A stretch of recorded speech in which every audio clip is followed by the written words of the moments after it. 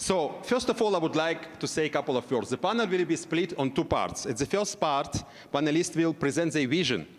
Actually, they prepared slide, and they will tell their vision on AI-based technologies in video coding and streaming, how it's going to disrupt the video coding and streaming industry in the next 5-10 years. So this is a really tough question.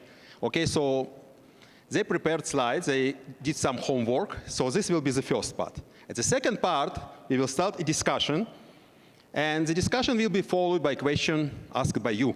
So I'm really asking you right now, please write down questions. We will allocate 15 minutes at the end of the panel to questions, and for us it's important to get some feedback like from you, okay? So please write down, and you will be able to ask them at the end. Okay, so I would kindly ask each panelist to present himself for like 30 seconds, just briefly, yeah? So who wants to start? Alan, maybe you? Yeah. Okay, sure. Well, I was asked to say something about, my hobbies. But I got to tell you, I've never worked for years because this is really my hobby, or hobbies. I remember when I was a very little kid, about 5 or 6 years old, my dad took me downtown Chicago, where I lived, to the Prudential Building, which was then the tallest skyscraper in Chicago. And they had an amazing exhibition there there was a long line going all the way around the block for the AT&T picture phone. It's one of my strongest, earliest memories is that picture phone. Finally reaching the line, and there it was, a telephone that was a TV. I couldn't believe it. I was also a little disappointed because the screen was tiny, but it's one of my strongest memories. Anyway, I've had a lot of hobbies, but they don't sustain like this wonderful hobby of working in the video space, a second hobby of working in the neuroscience space, and a third hobby of teaching students. So that's who I am. Oh, this is amazing. Thank you. Okay, so the next one is Michael, and I would say that we're really honored to have Michael with us today. And why? Because actually this is his first trip after 3 months, not going anywhere, no traveling, and I think you are wondering why, right? So Michael actually is always passionate about exploring something new. So 3 months ago, he decided to compete with his kids, which appeared to be not the best idea, to do snowboarding. So Michael actually is an expert in skiing, so he decided to challenge himself, and unfortunately it didn't end so well, so he had some problem with his ankle and a leg, but now he is with us, and we are very happy to have him here. So please tell about yourself. Yeah, so I'm CTO at ATEM, so I'm leading a team working on new technology. So as you know, ATEM is also working on video compression, so since a while, and we are mainly applying AI to video compression, but also, so not only a single transcoder that we are delivering, but 1,000 to some of our customers. So the idea behind that is to get the best video quality out of 1,000, and that's also something that we are working on, so to reduce the footprint of the CPU we are using, for instance, for our customer.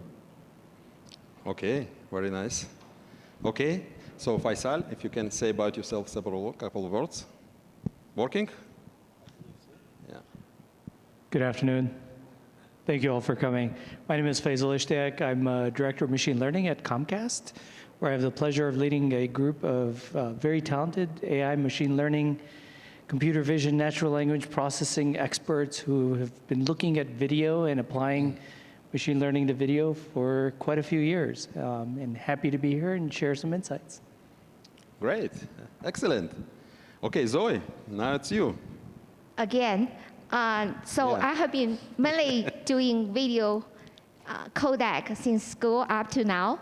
And during the lunch, there's a lot of discussions. I just want to mention that the video encoding optimization is actually a very traditional project.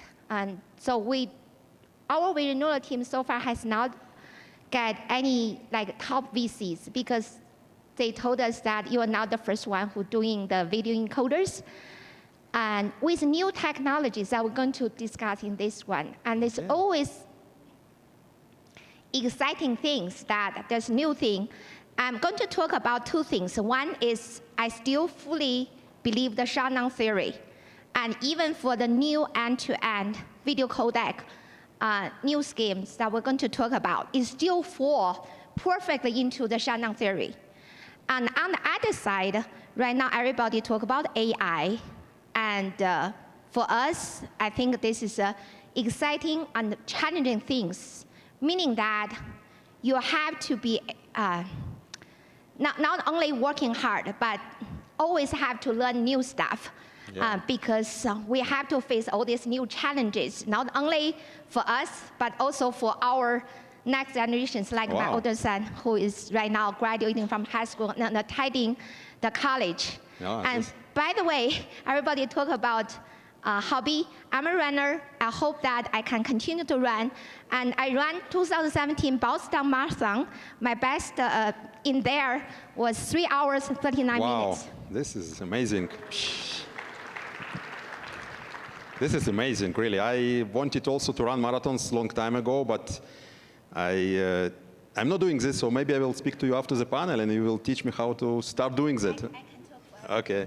So Jan, you're the next. Okay, I'm afraid I cannot beat that time, but maybe next year when I'm back. No, it's great to be here. Mile High Video was such an amazing conference, so much talent here in video and video delivery. A bit of a background. I've been doing video for a very long time also. Started out as in academia, and then I moved to Netflix for some years to try to put everything in practice. The great thing about Netflix is you have a lot of compute power. And we were able to do some amazing things there. Now, since a couple of years, I moved to Cinemedia. If you don't know Cinemedia, well, actually, my colleague here was on stage yesterday. We're a global video solutions provider. We focus a lot more on live. So now for me, the challenge is to translate all of this efficiency, these video quality improvements, rate distortion efficiency improvements to live video, which is an additional challenge. So one of the big areas for investment, at Cinemedia I lead the video codec development team. I have amazing people with a long background in video codec development, but now more and more they're also becoming machine learning experts. Because, I mean, it is two topics that are coming together, so very happy to talk about that today. And as I mentioned in live, it's all about the complexity. So I will be talking about computation a lot, computational efficiency, and the gap that we need to bridge there. Yeah, excellent. Okay, thank you very much. So let's go and start the short presentation of slides. So Alan, if you can be the first. Okay, I thought I'd have a little fun in sort of introducing some of the concepts and arguments that may be occurring about this. So the video hybrid codec has been around for a very long time, of course, back since 1980s. And I've been teaching it since the 1980s. And I've got this diagram I show, and it's kind of the same diagram today that I show. So things may change or they may not. Let's see if I can click. Maybe you should click for me. Yeah, I will do it. Okay, so the question is, who's going to win? The reigning champ, the hybrid MPEG standard, or whoever else is making hybrid codecs, or the deep learning upstart? That's sort of the question of the day, I think, in many ways. So, of course, the existing standards have huge momentum and compatibility in devices. They're in firmware everywhere. They have involved enormous, it's a great, incredible accomplishment. I consider the video compression standards today collectively over the decades to be one of the greatest engineering achievements of all time. It really is. You think about it, okay? But what I said yesterday, computers are getting faster, and so you can exploit more redundancy. Whereas, you look at the deep learning side, well, it's a big paradigm shift. Opportunity, performance, people are claiming is already there, okay? It can be done at scale if you have the right computation. You can optimize millions of parameters to do all kinds of things with compression, whether it's end-to-end or just in a mode or whatever. And this crowd, by the way, tends to be more perception savvy, I want to say, than. So the negatives for the MPEG champ are, well, it's all handcrafted. There's a lot of inertia. It's all sort of the same direction, exhaustively looking for ways to exploit redundancy. No big new ideas. I think we have to admit that, right? And we're not picking on anybody. It's just the way it's evolved. Next slide. Okay, so how can you keep the hybrid codec going? Well, one thing I think is to, well, you need to embrace perception more. MPEG, I was just having a conversation that, well, you know, perceptual model metrics aren't, you know, so important maybe in video compression standard committees, but I think they are at every single level. And the fellow who asked me a couple of questions yesterday, what can you use VMAF to do things inside the codec, like, you know, hierarchical partition or motion estimate? Yeah, I think you absolutely can use perceptual models, but also deep models with perceptual models throughout these codecs, okay? So these kind of things need to be done, and you need to get more perceptual also in conducting very large-scale human studies going forward, okay? Get rid of the PSNR everywhere, everywhere, in my opinion. I'm sorry, okay? I'm a scientist. I've been studying it for 3 decades. It needs to go. Gone, okay? Oh, you can keep it, you know, over here, but, you know.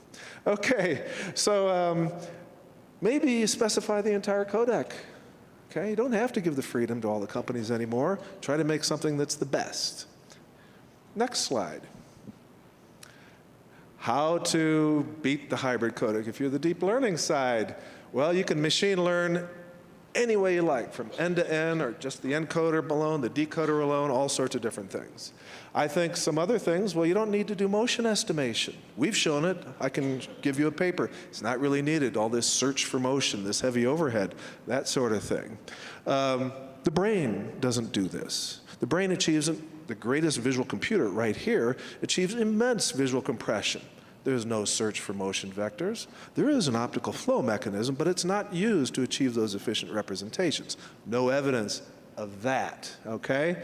I don't know if we need a standard anymore, okay? Well, if you send the decoder along, then why do you need a standard for video compression? Then everybody can be totally creative and try to do the best kind of thing. Or, heresy, I know. Well, you know, there could be a standard for the architecture of the decoder, okay? Something like that, because if it's some big, deep thing or something. These guys are already great at data, but perceptual data is hard to come by at very large scales. The deep community needs to do that. In fact, anybody in this space needs to do that.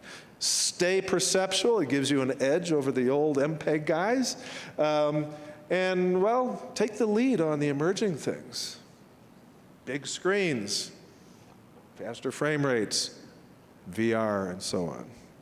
And I think that, I don't have another one, do I? This is the last one. Okay, good. Okay. So thank you very much, Alan. Thank you. So, Mikael, now it's your turn. So I will put your slides on. So we got 3 Emmys recently, 2 years ago. We are not using VMAF internally. We are using our internal metric to do live video encoding. This is something that has been awarded by the committee of NATAS. This particular tool that we are using, we have trained it based on video, and then we can decide. That's something that we are using also for our StatMux. So when we do StatMux, we also have quality metrics that we take into account, and we are able to get a value that is in a scale of 1 to 100 to a video in order to measure the quality of the video. So this is something that we are using internally, and this is something that people are liking from our industry. We also did that on content-aware video encoding, so that's something that for OTT today, we do more or less most of the time CBR. In that particular case, we try to keep the quality constant. And this is somewhere where we were using also AI, how to determine the quality that we can achieve for a particular content. So we try to do that in real time. So the last one is not related to AI, so we can go to the next slide. Yeah. Okay. So we were applying to a French grant in order to start to do a bit more about AI. And we apply it in various places. So the first one is in the pre-processing. It's quite easy. So you apply that on the full picture, and then you can do some sciencey. You can reduce the latency, the look ahead in order to determine the cost of the next image that you are getting. So that's something that you can do. You can also detect this kind of content. We were trying to do that in the coding core, and in the coding core, it's a bit more difficult to do that at the block-based level. That's not so easy to do to interact with the codec. So the rate control, we can do that, but with all the decision tree that you think that you can do, it's not so easy to design an encoder that is using AI. The last one, so I was speaking about 1,000 of transcoders that we pull all together. So today we use the cloud. The cloud is infinite. That's a nice cloud, but we are using the cloud infinitely. We are not reducing our cost most of the time because we have infinite resources, so we are happy with that. But still, so we have a planet, so we try to save the planet in the end, and we try to reduce the number of CPU that we are using. But the cloud, or the orchestrator of the cloud, doesn't know anything about our quality of video. So if you put that on a given resources, then you don't have the video quality that you are getting out of it. So we try to take that into account in order to take the VQ into account, the video quality, plus the number of resources that we are using. And we are trying to place optimally the different transcoders that we are getting in order to optimize the number of resources that we are getting. So that's a place where we are trying to improve what we are doing. So in regards to what will happen in 10 years, that will be a bit more difficult. So I would say 20 years ago, everyone was saying that there was no need for a new codec when we were starting at HEVC. Everyone was saying that we cannot reach the 50% improvement. And there was no need, because the bandwidth is infinite on the network, that there is no need for having video compression anymore. 20 years after, we have two new generations of codec, one that is very, very complex, that is VVC, and HEVC that is today starting to be up to speed. So we are just starting to be up to speed on HEVC, which is a codec of 10 years old. So that's a bit hard to predict what happens in 10 years from now. But what I foresee is that at least there is a trend to change, like what he was presenting previously, is that we are seeing end-to-end AI codec that are entering into the game. And I think it's a bit different of the traditional way we are doing video compression today. If we are going fast in one new codec, it's because we know very well the infrastructure, and it's quite easy to reuse exactly the same infrastructure from one codec to another codec. When it goes to AI, there will be probably some new people entering into the game because we will have to refactor everything of what we were thinking in the past on the transport, on the decoding, and on the encoding side. So you think that end-to-end is actually the future, like? I really think it is the future. It's interesting. Some other panelists think as you think, so you will see during the panel. So thank you very much for this very detailed explanations. And we are going to Faisal. I'm putting the slides on.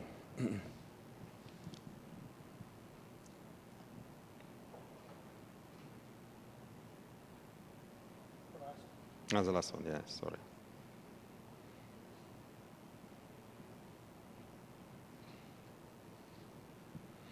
Okay, so. I thought I'd have the clicker with me, but we've sped through most of my slide here, so maybe I'll keep it short.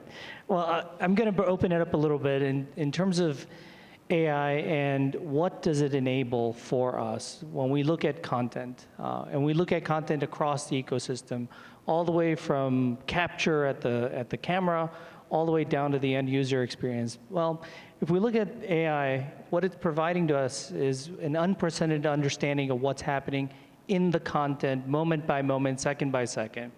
That is information we previously did not have before. All right. If you look at the slide in the top left, previously what we knew about the content was we had the title, we had a synopsis, we had an understanding of who the actors were, who the talent was, and a little bit of information about the video. We really did not know if we had a 20 gigabyte file, what was actually in that 20 gigabytes worth of data, right? We knew what somebody had handcrafted for us, but that is tons of data that is available to us that we should be able to exploit. And we should be able to exploit it to our advantage in terms of capture, delivery, storage, as well as the end user experience. So if we look at where we went up the curve, well, we started looking at structure, right? We understood the technical aspects of it. There's a black frame here, there's a hard cut here, there's silence in the audio. Well, then we started to look at the structure of the video. Okay, well, here's a sequence of events that are happening, a black frame with a silence, perhaps that's a transition to a different scene or to a different ad. We then went up the curve a little bit more. We started looking at models that came in, and those models started to tell us about what's inside the video, but specifically about, oh, there's a cup here, there's a logo here, there's a person here, there's a table here, right? So we started to get that understanding a little bit more. Now with the large language models, more foundational models, a lot of more deep learning models that have come out that have been trained on vast amounts of data, we're starting to get an understanding of not just of the people and what the objects are, but also perhaps what they're doing, and in terms of understanding of the content itself. So looking at, for example, it's not just a lady standing there in front of a microphone, it's actually a monologue. Right? It's not just two people standing, they're actually standing in a gym, perhaps exercising. Okay? So we're starting to develop that deep level of understanding, and how we exploit that information is where we're going to go in the next 5 to 10 years. Yeah. So I think Next slide, yeah. So when we look at how does all this impact us? Well, the premise is if we know more, we can do more, right? And AI is bringing us that ability to know more, to understand what do we have. And now that we're able to understand the media, we're able to deliver it more efficiently. We're able to connect with our users and our content providers and our distributors more efficiently, where we can engage with end customers more quickly. We can give them experiences for perhaps they haven't had before in terms of sports and real-time engagement. And finally, all this leads to monetization, where now that we've got this understanding, how can we better monetize that content and monetize the videos that we spend a lot of time creating, compressing, distributing, and watching? Amazing, I would say. Excellent. So, Zoe, now it's your turn. It's already open, right? Just I'm asking, please pay attention to the timer downstairs. It will help you to keep on timing. Okay. So, Press hard. okay, here you go. Just a I'm sec. lazy. I think the first two slides already been used for my early morning's talk. But still, I have to emphasize this slide because we're talking about the video coding, and there has to be metrics. Of course, Professor Bowick is here, and the lab has been doing a lot of work. And I want to say that there's, again, two metrics very important for video coding. One is SEM, because we are using SEM embedded within our encoder to guide our optimization along the way. Another one, we have to mention VMAP. Because VMAP actually, for the first time, at least, I don't mention the current status, at least for the first time that we collect from the market, that shows it is relatively aligned with the subtitle quality. Without VMAP, sometimes it's hard to adopt a pre-processing and personalizer to really provide the best possible video quality while using least bits. And underneath that, the next slide, because this is reuse. So this one, I just want to show an example. I'm sorry that I just found There's a product name down there, but I will give a sponsor pitch, so you're going to see our product name anyway. In this slide, we just want to show example that X264, again, is one of the most well-acknowledged open source encoder, and it also is one of the highly respected open source encoder for our team. However, there's still room. You may do a better job than X264. So this example from our real case that the same size, different resolution, different resolutions, but the same file size at 1.3 megabytes, but you can see the visual quality are quite different, meaning that there's always a way that we can get better. However, there's always a limit, because the question, the fact is very straightforward. What if you feed the output of this, our encoded result, back as input into our encoder?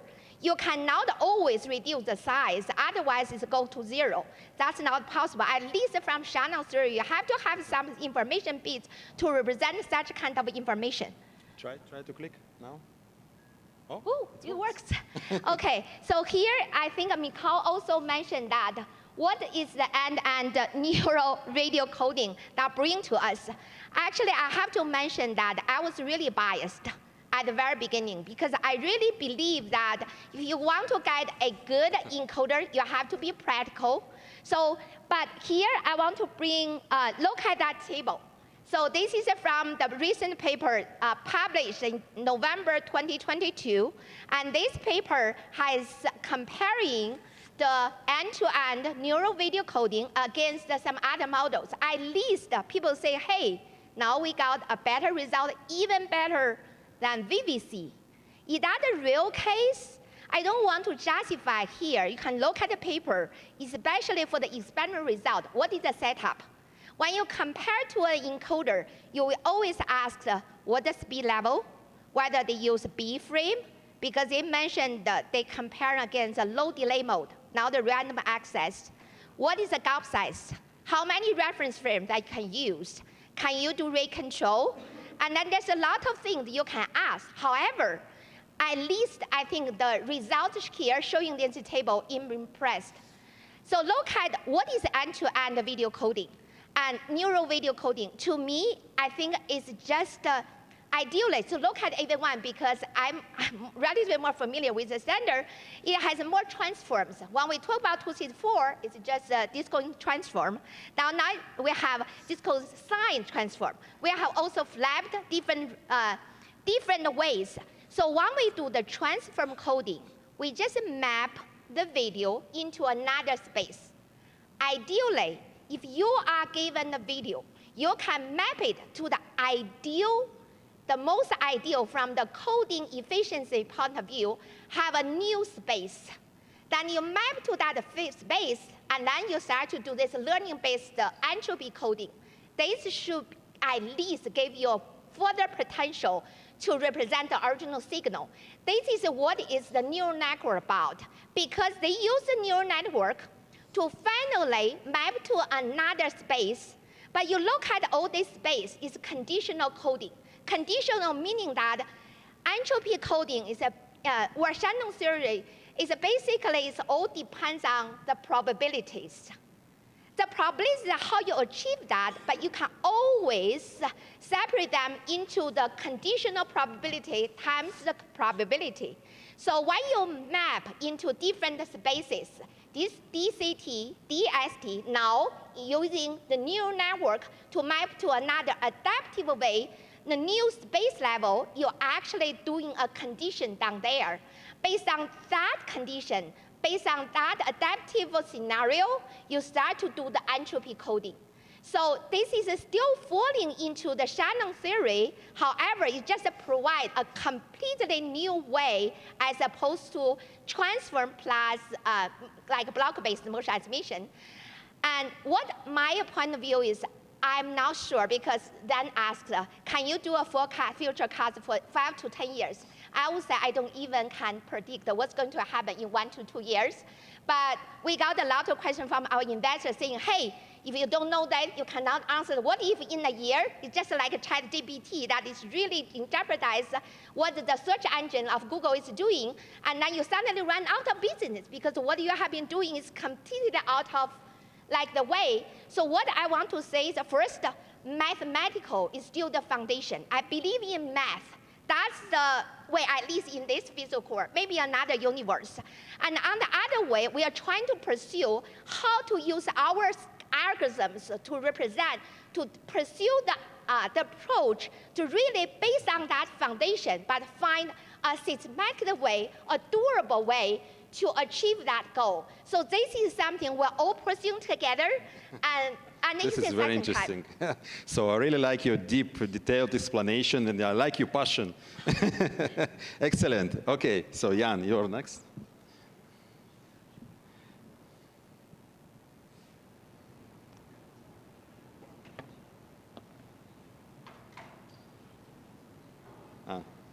This is the right? Yeah.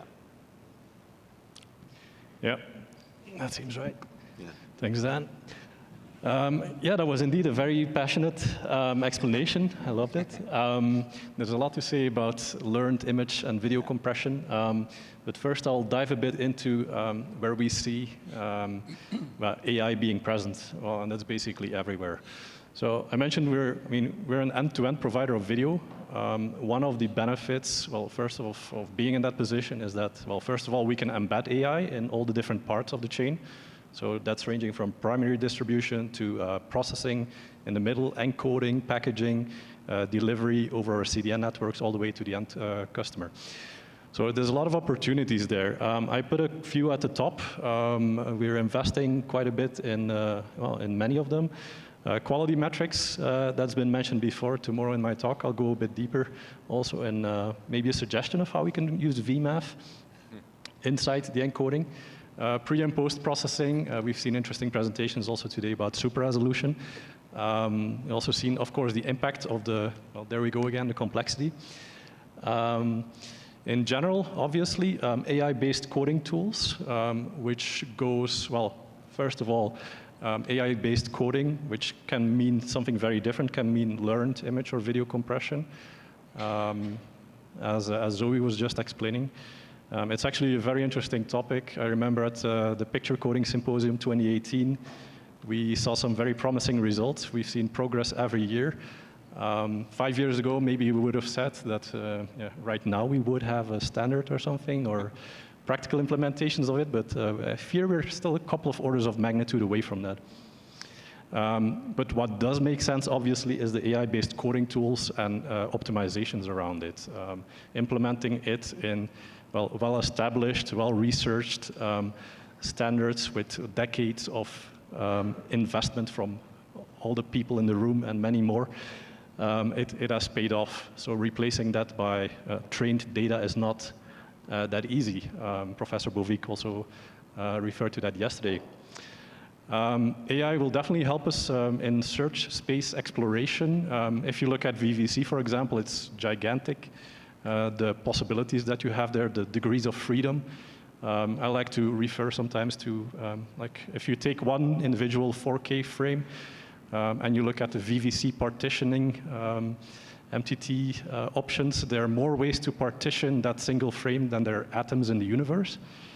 So if you have all the atoms in the universe and imagine they're all computers since the beginning of well, the Big Bang, they would still not be able to exhaustively evaluate all the options in VVC. So, I mean, it continues content adaptive encoding, quality control. These are all things that we're working on that goes hand in hand with the perceptual quality metrics. And if you can also use that end-to-end behavior, then dynamically optimizing ABR ladders, for example, generating additional insights, and of course, quality monitoring, also something that I think is relevant to a lot of delivery use cases. I'll just switch gears if I have 1 or 2 more minutes. Thank you. One thing I do like to emphasize is, looking indeed 5 or 10 years ahead is difficult. I don't know if it was Bill Gates who came up with it first, but he's saying like people typically overestimate what they can do in 1 year, but they underestimate what they can do in 10 years. So it's hard to predict. But one thing, also when I talk to people, well, in general, but also in my company, especially when we have to make marketing announcements or something, is that we have to set the expectations correctly. There is, I put the Gartner hype cycle there, just also to illustrate, well, the cycle that we've been going through. I mean, as a team we went through this, as a company we went through this, as an industry we went through this. In our encoders, I'm glad that we reached that plateau of productivity, but I fear with all the buzz around ChatGPT and similar technologies that I'll have to go through this cycle again and set or recalibrate the expectations with many people. And then one thing that I'm very passionate about, I guess, is power efficiency and efficient implementations. So I was browsing again for the latest status on learned image and video compression. I saw some very interesting keynotes also by Google, who are also emphasizing some of the most performant learned image networks. They would use maybe 100,000 to 500,000 operations per pixel, which is maybe 1,000 times away from where we want to be. If you compare it, for example, with an AV1 decoder, there are many problems with it, also in terms of symmetry, encoder, decoder symmetry, and so on. So we've got a long way to go. What we do have also in our encoders, so we have pure software-based encoders. We try to make them very efficient, and we embed shallow networks typically in there that really do the trick very accurately. I compare it often to TinyML. I don't know if that's familiar. It's like this field of study of trying to put inference networks on very low power chipsets. So imagine a 1 milliwatt chipset and you want to run an inference network on that. It's basically the same order of magnitude, but instead of using one algorithm, you want to use or run maybe thousands of decisions inside the encoder on a server which would consume a couple hundred of watts. So using like one big model trained, like you can use many different like smaller models. You use many very small networks and you integrate all of those, so all of them are collaborating in a single encoder. Yeah, this looks very, very promising. Thank you. Okay, so let's go to discussion. We don't have much time left. I want really to leave time for the audience to ask questions. So let's go to discussion. The first, in my opinion, one of the important questions is what kind of new applications and use cases you expect actually to be created with emerging AI-based technologies, specifically related to video and video coding and streaming. So Al, can you please give your opinion on that? So I think, since the time frame is 5 to 10 years, I think the big explosive application that I'm being a contrarian here, will be AR. I think it'll be digital twins, somebody located in, say, Shanghai in a park, somebody else in New York City, talking to each other with ergonomic glasses. They see each other in 3D in an avatar form in their native surroundings. I think this is going to be possible. What's required for that, of course, is massive bandwidth and connectivity. 6G may provide that. I was talking to Ted Rappaport, who's one of the 5G's greatest innovators. They're thinking, close to terahertz bandwidths. Extreme densification. Extreme bandwidths available just about wherever you are. And that'll make it possible. As far as compression, well, we'll have to invent methods for compressing those avatars, which can, fill the screen, I think, because people want to be very personal. Okay, great, excellent. So, Michael, what is your opinion? Yeah, just please keep it short, like just 1 minute, because we don't have much time left. It's not an easy question. So it's not an easy question. So just it's not an easy question, I know. I'm trying to challenge you. It's like a bubble. No, it's not. No, on our side, what I foresee is really pre-processing helping to drive the encoder in order to reduce the amount of data that we have to encode. So he was speaking about detecting objects, the science, where we are putting the visual attention of a given thing. I think this is where we can do a lot and reduce a lot the bit rate there. Okay. And then we will work on what I was saying is that we will work on new paradigm, but we need to understand how we will do that. and how we will deploy it and how we will distribute it if we go to fully AI end-to-end system. I really think that we know how to compress, we know how to decompress, but we don't know how to distribute it. We are using traditionally the same way because we know how to distribute it today with the way we are doing things, but will it be the same thing tomorrow? That will be a bit harder. Will we have still CDN, still the packaging? I don't know. I don't have the answer for that. Okay, it's clear. Your turn. Very similar to Al, Professor Brovik, I think it's interactivity and to be able to engage with your content. Right now, we sit back and we watch content, and we consume it. We don't engage with it as much as we can now that we understand what's happening in the content. That engagement can come in many ways, and one hypothetical could be, you know, you're watching a sporting event and you can scroll back and forth from different viewpoints, from different angles, be able to key in on a particular area of the field. Now that has a lot of implications upstream in terms of the encoders and transcoders and the delivery and the capture mechanisms. So, but those are all things that are becoming more and more viable. Mm-hmm. Excellent. Zoe. Oh, so basically, I think in 5 to 10 years, I really feel like we should close the gap between human beings and also different regions. For example, education, and then I just want to have one example. I found, like, because my son is graduating, I found like so many nice pictures, but then I found one video that he was just started walking, and that video is so precious. I would say that the video is a very precious format, and with that format, and I hope that the different regions can enjoy the use of video, but then it's come with how we store it, how we share it, how we analyze it.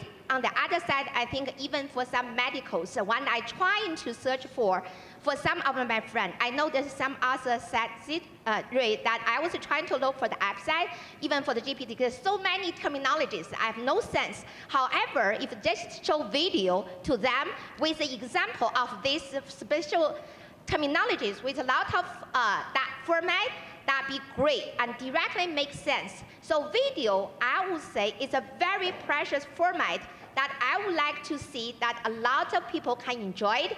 Behind that, the technology left to us. Excellent. Thank you. Now your turn, Jan. If you can say a couple of words. Yeah, about I'll keep it short, perhaps. I refer to some of the things that we see happening. A lot of this is also, I mean, going in small steps, right? It's an evolution, not a revolution. Where I do see big things happening is really on the content creation side, on the fly generation of new worlds or virtual reality worlds, all of these things.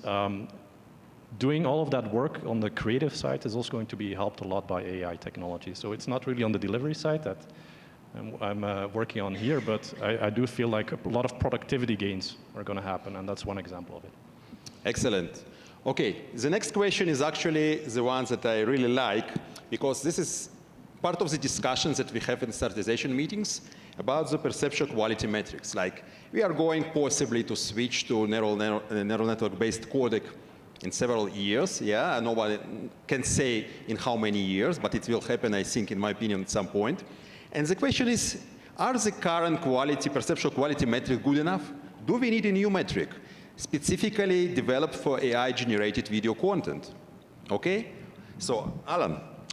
Yeah, this is a great question, and there really isn't something great out there yet, because generative videos are very different. They may look a lot like, you know, the original, Yeah, but exactly. you know, from a point to point, they'll be very different. Now, you know, generative models, they try to match distributions. Yeah. So if, you know, you've got these kind of distributions as samples, then you try to generate things having the same kind of distributions. There is something called the Fréchet inception distance, which is used right now, but it's not perceptual. Okay, so it tries to make, measure the similarity of distribution. So making that kind of thing perceptual is, I think, what's needed in the future in space, and of course, it's not temporal, so also in time and maybe in 3D.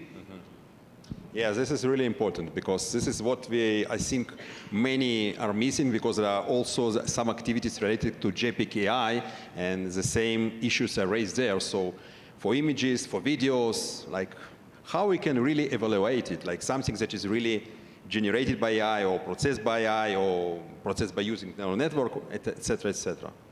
Somebody else want to pick this question? Yeah, so our job is to preserve the artistic intent of the content. Sometimes people don't like the outcome of it, but they don't know what the source was about. So they don't know what we have as a source. So he was taking an example where we have several transcoders that we are putting one after the other, but you don't know what you got at the original source. And if I take an example, it's film grain synthesis that we are doing today on exactly. V1. This became very interesting activity. People don't like the grain. Yeah. They don't like the grain. But that's not the original content that we are getting. The original content was having grain, and it was part of the artistic intent of the producer.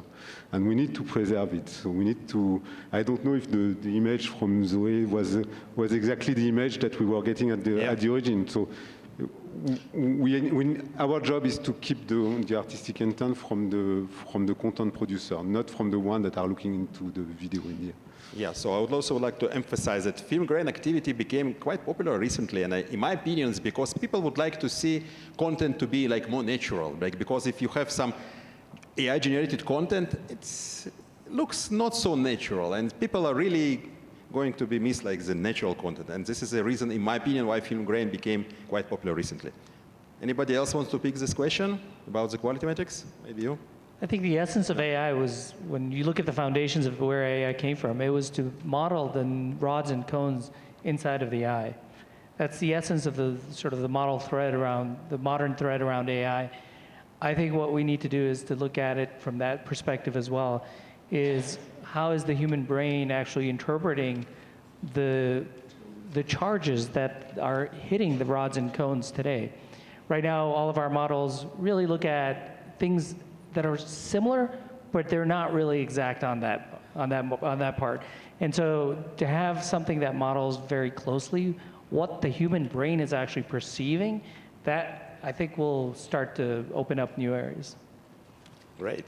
Zoe? I quickly go back down to the ground a little bit. For example, when we use the non-reference, the blind video quality metrics to evaluate, and we got some customers' feedback, like because they are doing e-commerce, they're selling lipsticks, so they're very keen to the different of like the red colors, and we found that some of the metrics we use a lot cannot manifest that. And I want to introduce, I think it's maybe already well known, there is an open source called NEMA. They actually introduced not only the Luma part, but also emphasize the chroma part on contrast and brightness. Because YUV, we all know that is usually we talk about YUV 420, we put more effort and emphasis on the Luma side, but now chroma sometimes is also important. And on the other side, when we talk about quality, I think some of you already mentioned that, is the humans when we watch a video, it's just like acupuncture. If you do everything's good, but just one bad needle, and you only remember that. Similar things we found for HDR videos. And for the short video app, they sometimes push up HDR, but they have to think some scenario.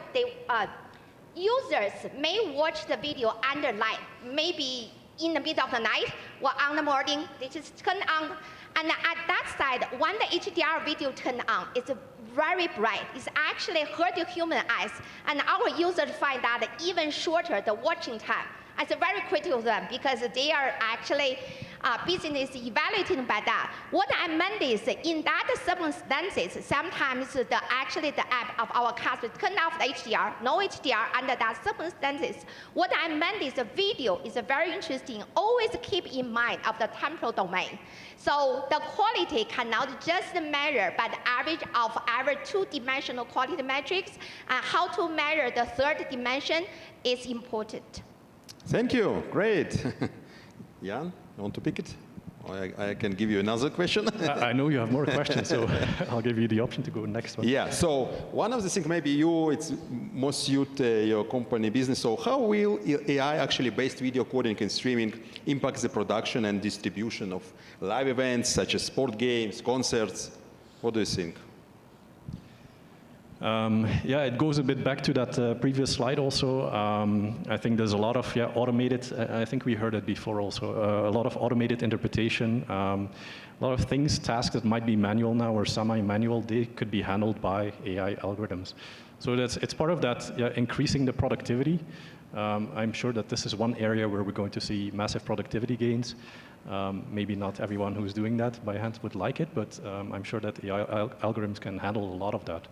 Excellent. Okay. So we really need to switch to Q&A from the audience. So please ask questions. Otherwise, I have a long list of questions and we can speak, I think, for hours. Next time I will allocate 2 hours. It's not enough one, really. It takes more time than expected. So please, somebody from the audience, do you have questions?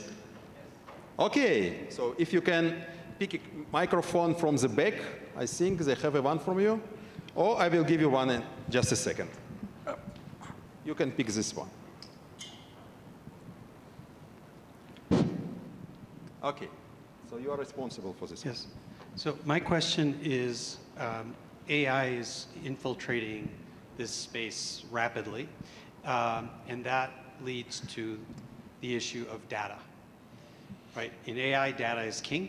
It's almost everything, right? The models are important, but data is a million times more important. Data is not available to everybody. It's not available to everybody in the same quantity or quality, and I think the industry needs to address that systematically. Otherwise, we're going to have the open AI effect, where one company takes all, wins with the data and the model. And so if we can distribute that, if we can distribute the access to data, we can actually increase the speed with which innovation will occur, because we'll democratize AI across the entire industry.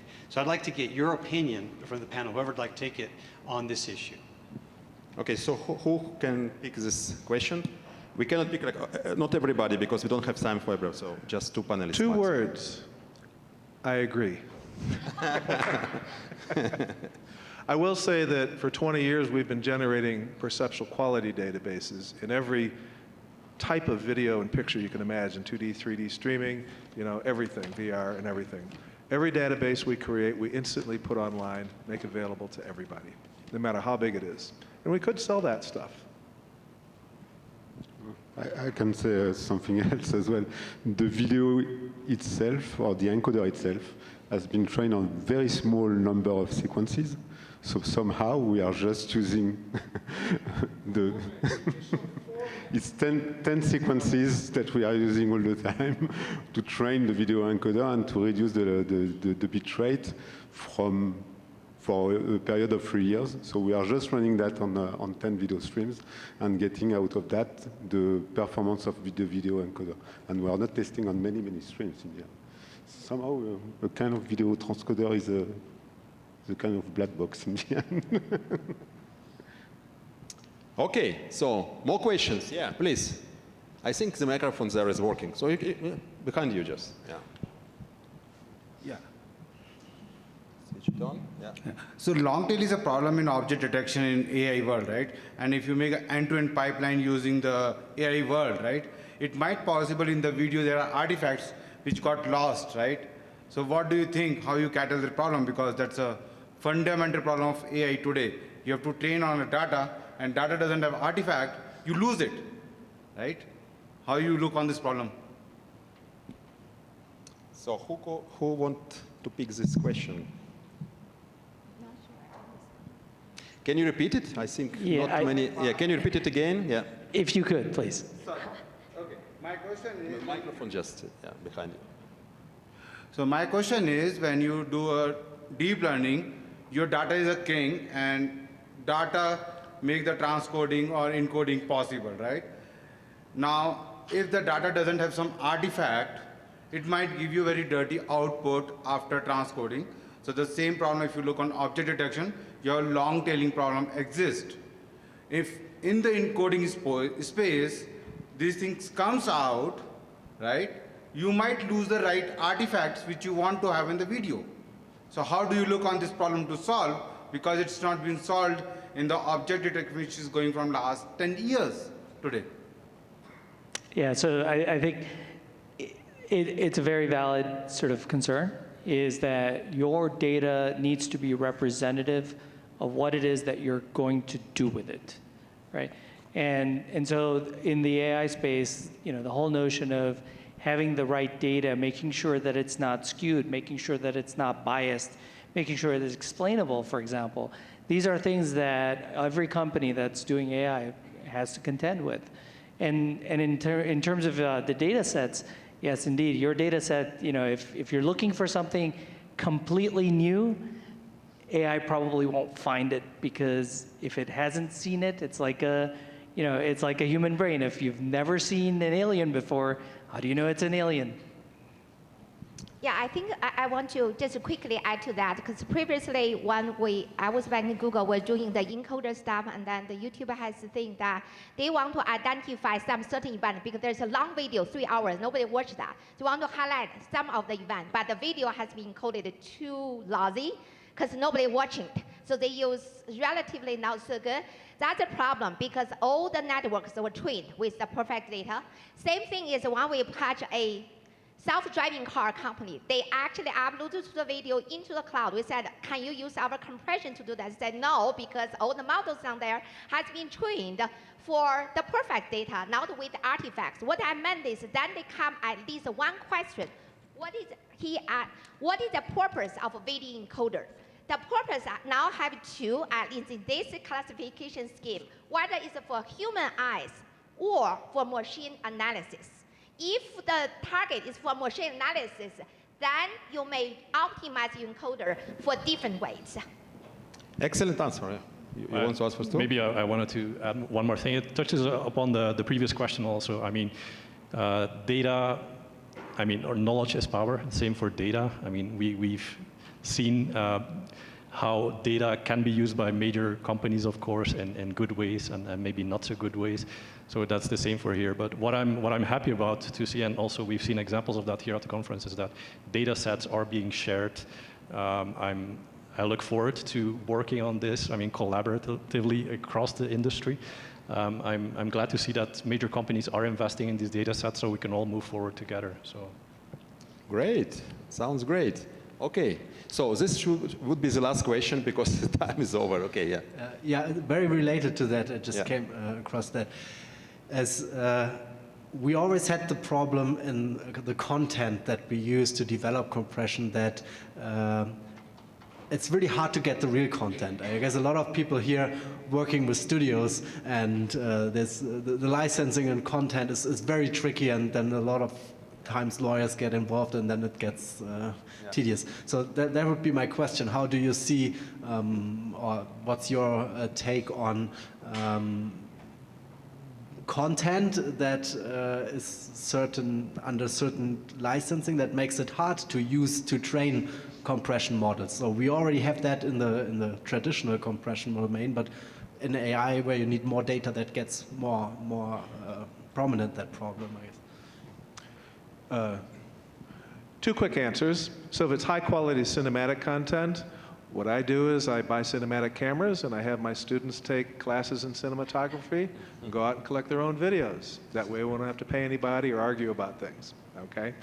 Very large scale data, that's harder, but you don't usually need it so much for the cinematic space. On the other side, where you have YouTube videos, Facebook videos, user-generated content, boy, there's a lot of stuff out there, You can go to some places, though, where there's no real big issues, Creative Commons. The Internet Archive is a gold mine, where you can find many, many thousands of videos you can use, even more, okay? So you have to put the effort in that side of things. Well, on both sides. Either make your own or scour the Internet in the right places. We use Tears of Steel again and again for premium. Great, excellent. So let's thank the panelists. I think it was very interesting and enriching and educated panel, so thank you.